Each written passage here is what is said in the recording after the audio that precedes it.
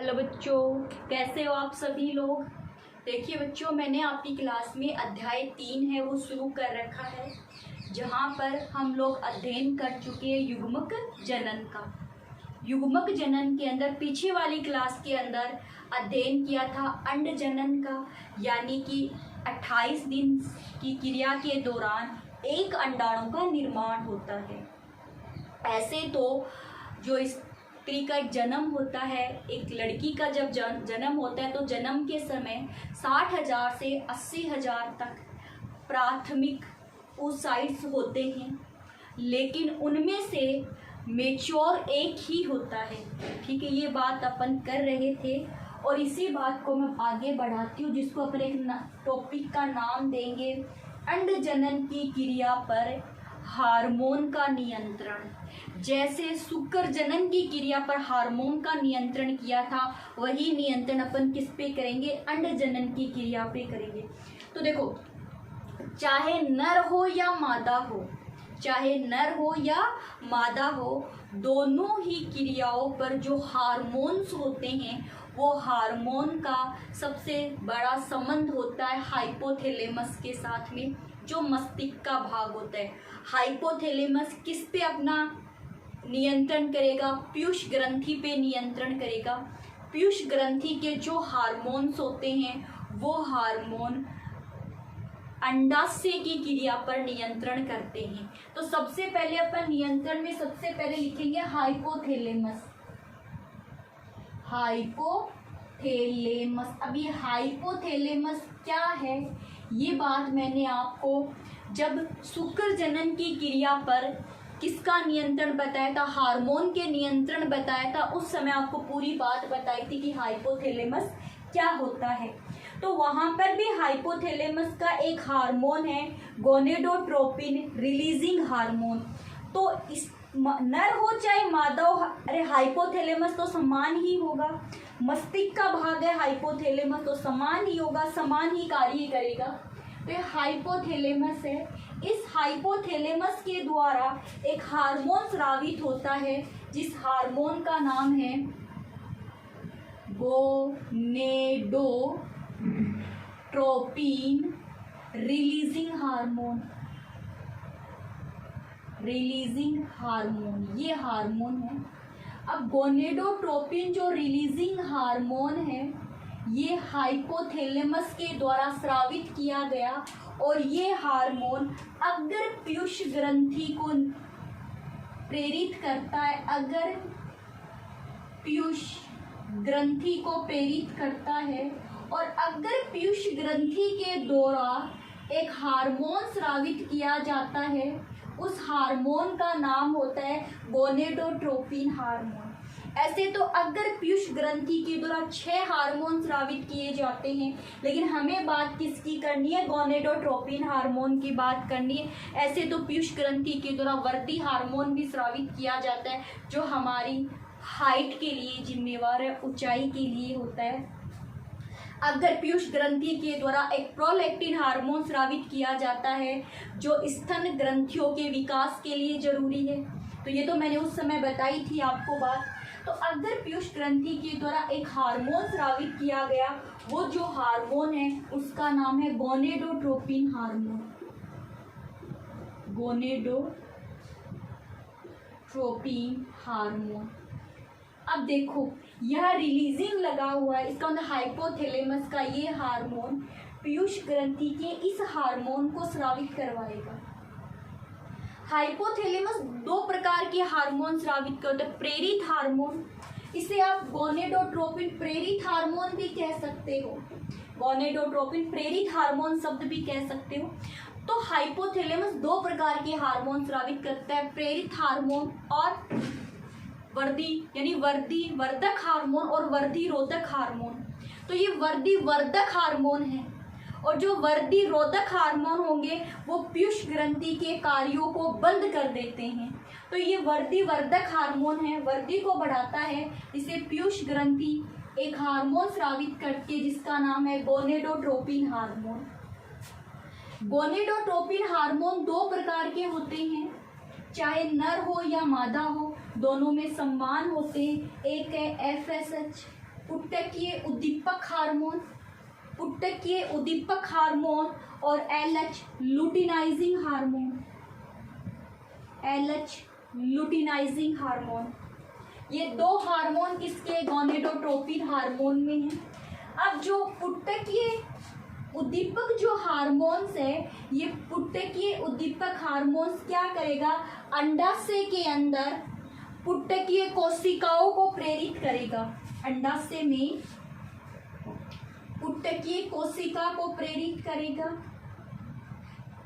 अब जो पुटकीय कोशिकाएं होती हैं वो मैंने आपसे ये कहा था, जो आगे जाकर के प्राथमिक पुटक कोशिका बनाती है, प्राथमिक पुटक कोशिका बनाती है। तो प्राथमिक पुटक कोशिका जो है, जब एक लड़की का जन्म होता है उस समय उनकी संख्या 60,000 से 80,000 तक होती है। लेकिन जो FSH हार्मोन है वो किसी एक पुटकीय कोशिका को ही नियंत्रित करता है। तो इस पुटकीय कोशिका में क्या हुआ, वृद्धि हुई, और पुटकीय कोशिका में वृद्धि होने पर एक तरफ से तो ये पुटकीय कोशिका है वो एस्ट्रोजन हार्मोन स्रावित करेगी, एस्ट्रोजन हार्मोन को स्रावित करेगी। एक तरफ से प्राथमिक शुक्राणु कोशिका है ना, फिर द्वितीयक प्राथमिक oocytes, प्राथमिक अंड कोशिका, द्वितीयक अंड कोशिका और द्वितीयक अंडाणु का निर्माण हो जाता है। ठीक है, तो शुक्राणु वाली बात तो किसकी थी, वृषण में थी, सॉरी। तो FSH क्या काम करता है, पुटकीय कोशिका को प्रेरित करता है। कितनी होती है, 60,000 से, यानी प्राथमिक पुटकीय कोशिका कितनी होती है, प्राथमिक पुटक कोशिका कितनी है, 60,000 से 80,000, 60,000 से 80,000 है ना। इनमें से एक पर ये नियंत्रण करता है जो आगे जा करके किसका निर्माण करती है, अंडाणु का निर्माण करती है। एक प्रकार से यही पुटकीय कोशिका एस्ट्रोजन हार्मोन स्रावित करती है, और ये एस्ट्रोजन हार्मोन का काम होता है गर्भाशय की अंतः स्तर को मरम्मत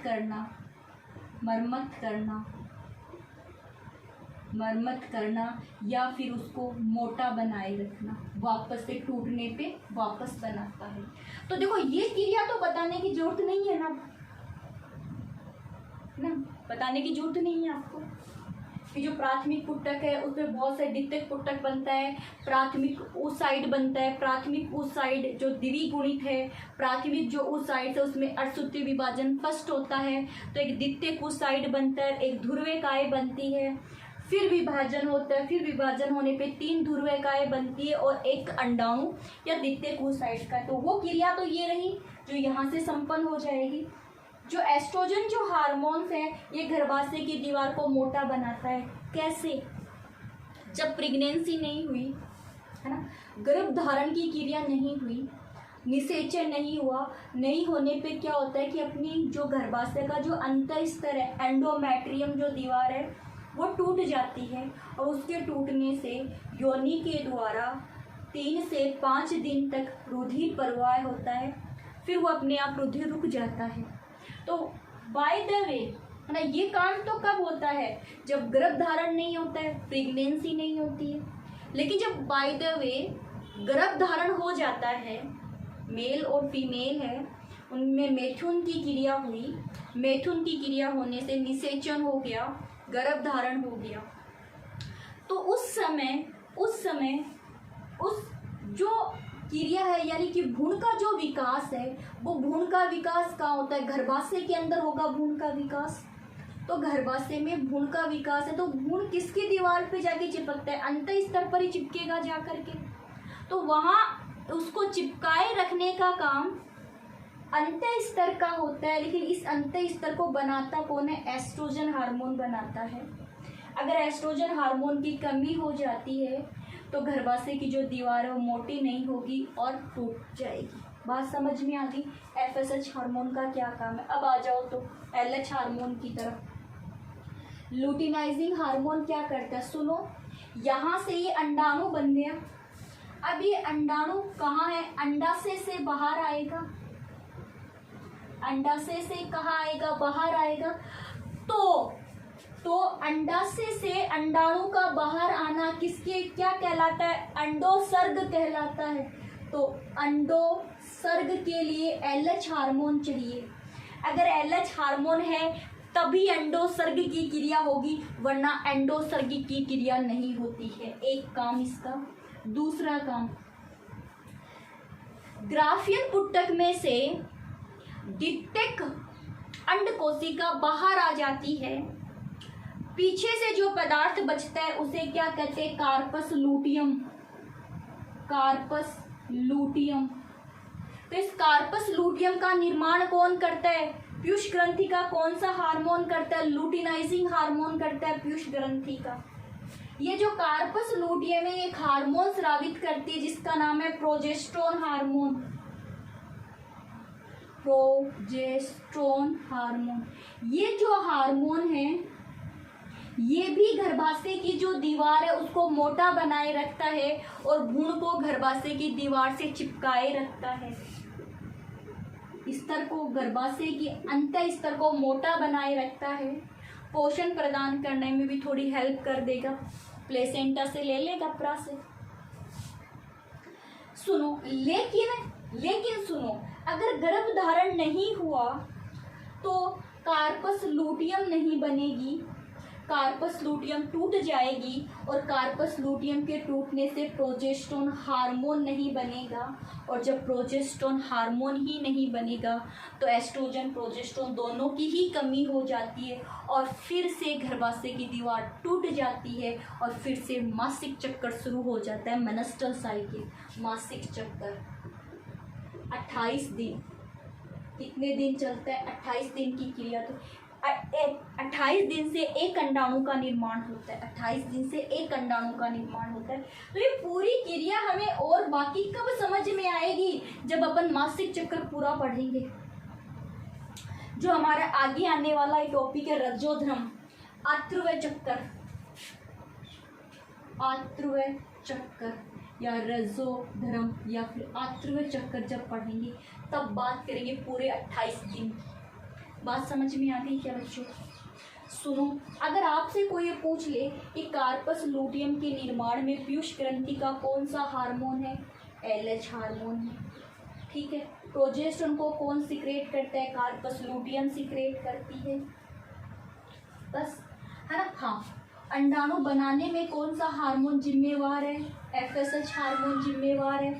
एस्ट्रोजन हार्मोन गर्भाशय की दीवार को मोटा करता है और मादाओं के अंदर द्वितीयक लैंगिक लक्षण के लिए जिम्मेवार है। द्वितीयक लैंगिक लक्षण का क्या मतलब होता है, आवाज में अंतर होना, है ना, स्तन का विकास होना,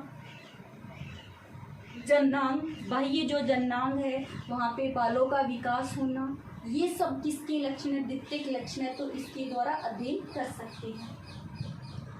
अगर देखो प्रेगनेंसी हुई, बात सुनो मेरी, प्रेगनेंसी हुई उस समय कार्पस लूटियम बनी हुई है, कार्पस लूटियम बनी हुई है तो प्रोजेस्टेरोन हार्मोन भी स्रावित है ना। अगर प्रोजेस्टेरोन हार्मोन ज़्यादा है तो अब FSH कम हो जाएगा अपने आप ही, ये अपने आप ही, इसका जो अपने आप ही लेवल क्या हो जाएगा, कम हो जाएगा। अगर प्रोजेस्टेरोन हार्मोन ज़्यादा है इसका लेवल अपने आप ही कम हो गया। बात समझना, क्योंकि फिर से अंडाणु की क्या जरूरत पड़ी, एक बार जरूरत नहीं पड़ी, अंडाणु की प्रेगनेंसी हो रही है ना, इसलिए। अगर प्रेगनेंसी नहीं होती तो ये हार्मोन कम हो जाता, ये कम हो जाता और क्या होता, और आत्रुव चक्कर शुरू हो जाता। गर्भाशय की दीवार मोटी कैसे होती, रिपेयर कौन करता, रिपेयर करने वाले तो हार्मोन्स है ही नहीं, और वो दीवार टूट जाती और जो रुधिर है वो योनि के माध्यम से 3 से 5 दिन तक प्रवाह होता रहता। तो ओके बच्चों, आत्रुव चक्कर का पूरा पर्सन है और पेपर में पूछा भी जाता है। अगली वाली क्लास में अपन इसका अध्ययन करेंगे। अब सुनो, चाहो तो इसका स्क्रीनशॉट ले लो। अगर प्रोजेस्टेरोन ज़्यादा है तो FSH कम हो जाएगा। तो FSH का क्या काम था, अंडाणु का निर्माण करना। और अंडाणुओं को अंडाशय से बाहर कौन निकालता है? एलएच निकालता है, एलएच निकालता है। ठीक है, पूरा का पूरे टॉपिक को फिर अपन आत्व चक्कर से जोड़ेंगे, इसी टॉपिक को आत्व चक्कर से भी जोड़ेंगे हम लोग। अगला हार्मोन का जो नियंत्रण है वो हमने देख लिया है कि अंड जनन की क्रिया पर हार्मोन का क्या नियंत्रण रहता है। और अंड जनन की क्रिया भी हमने देखी थी। अंड जनन की क्रिया के अंदर हमने क्या देखा था कि जब एक लड़की का जन्म होता है, अभी जो जन्म हुआ है उसके अंदर 60,000 से लेकर के 80,000 तक प्राथमिक अंडक कोशिका है या प्राथमिक oocytes होती है। ये जो प्राथमिक oocytes है इसके अंदर वृद्धि होती है, द्वितीयक पुट्टक बनती है, तृतीयक पुट्टक बनती है। जो तृतीयक पुट्टक है उसके अंदर एक गुहा का निर्माण होता है जिसे एंड्रम गुहा कहते हैं। इसके अंदर जो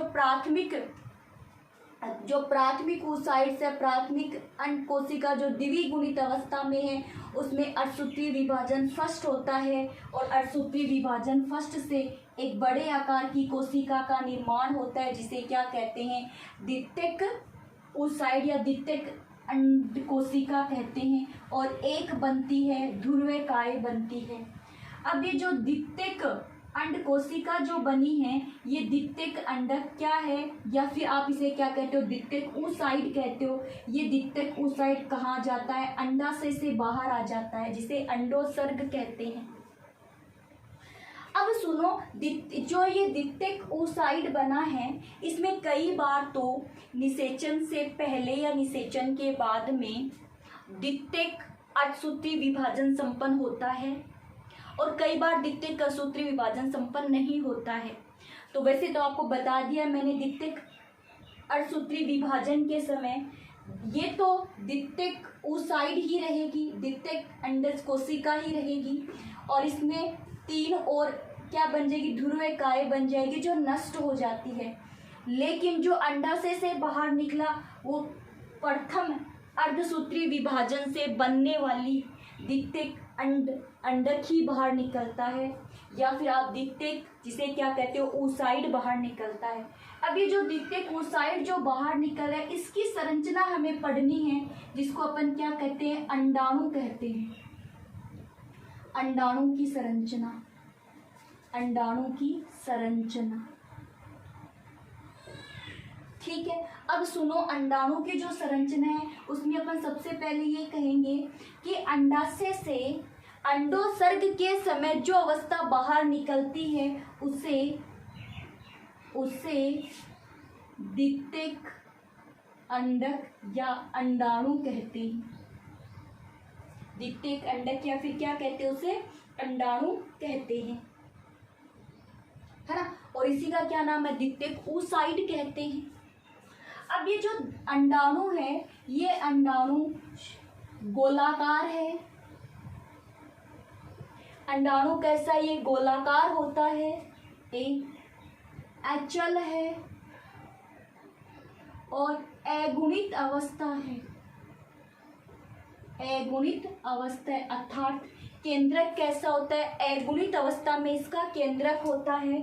अगुणित अवस्था का मतलब होता है गुणसूत्र 22+x होते हैं। 22+x प्रकार के गुणसूत्र होते हैं। सूक्ष्मदर्शी के एक कोशिकीय सूक्ष्मदर्शी के आकार थोड़ा बड़ा होता है इनका, ठीक है, लेकिन एक कोशिकीय सूक्ष्मदर्शी है। माइक्रोस्कोपिक, है ना। क्या है? गोलाकार है, अचल है, अगुणित अवस्था है, माइक्रोस्कोपिक, एक कोशिकीय सूक्ष्मदर्शी है। सूक्ष्मदर्शी, दैट इज क्लियर। जब सूक्ष्मदर्शी के द्वारा अंडाणु की संरचना देखी जाती है तो इसमें 3 प्रकार के स्तर दिखाई देते हैं। अब वो 3 प्रकार के स्तर पहले बना ले, फिर एक एक की बात कर लेंगे अपन। तो देखो, ये एक पतली सी परत बना दी एक, ठीक है। ये जो पतली सी परत है इसके बाहर की तरफ एक थोड़ी मोटी पारदर्शी चिकनी मोटी पारदर्शी।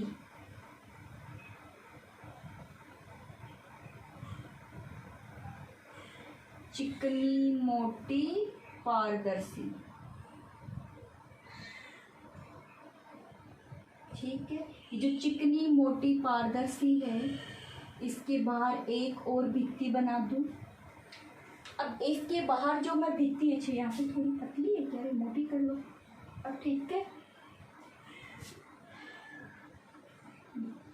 अब ठीक है, इसके बाहर एक और ऐसे ऐसे अंगुली नुमा उभार के रूप में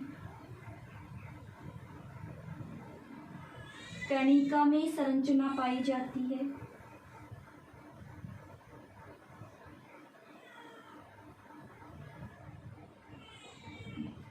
कणिका में संरचना पाई जाती है।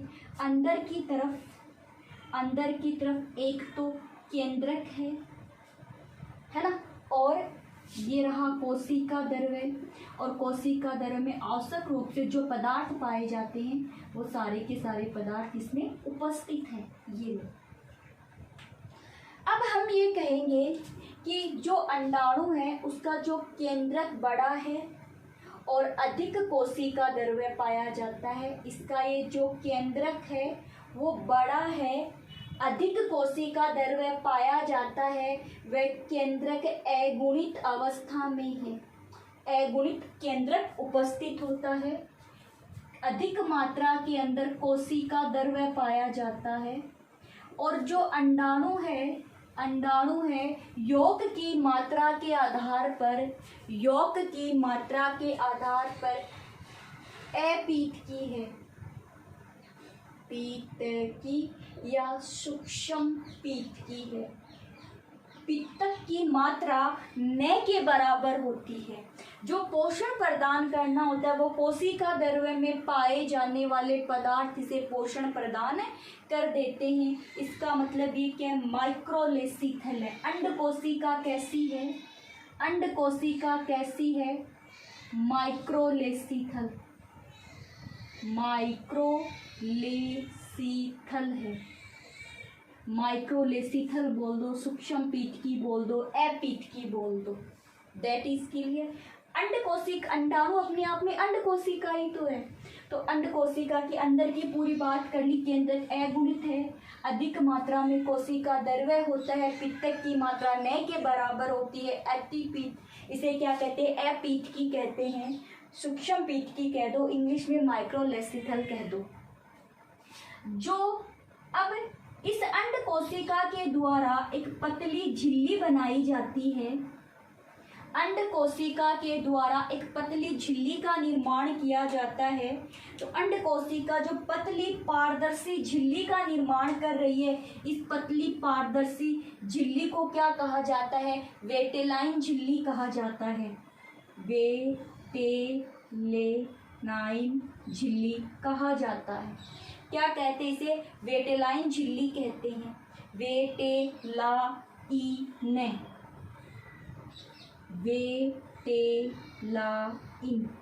झिल्ली कहते हैं। तो पहली 3 परत बताई थी ना, तो पहली क्या हो गई, अंड कोशिका के द्वारा ही एक पतली झिल्ली का निर्माण किया जाता है जिसे वेटेलाइन झिल्ली कहते हैं, या फिर इसे अंड कला कहते हैं।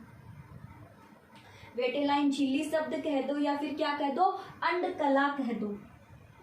ये लो, फिर उसके बाद में अंड कला के बाहर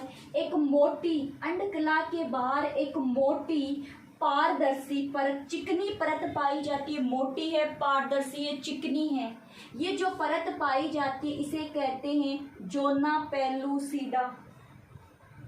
जोना पेलुसिडा कहते हैं।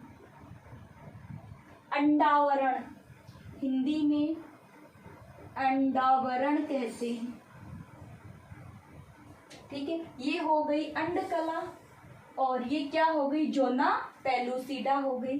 जो जोना पेलुसिडा है उसके बाहर की तरफ एक कणिका में परत पाई जाती है। एक कणिका में परत, जो बाहर की तरफ जो कणिका में परत पाई जाती है, इस कणिका में परत को कहते हैं क्रोना रेडिएटा। कोरोना रेडिएटा कहते हैं। तो बाहर की तरफ जो एक मोटी परत पाई जा रही, इस मोटी परत का क्या नाम है? कोरोना रेडिएटा कहलाती है। तो जो एक अंड कोशिका है, इस अंड कोशिका की अगर अपन संरचना की बात करते हैं तो एक गोलाकार अचल अगुणित केंद्रक वाली अवस्था होती है।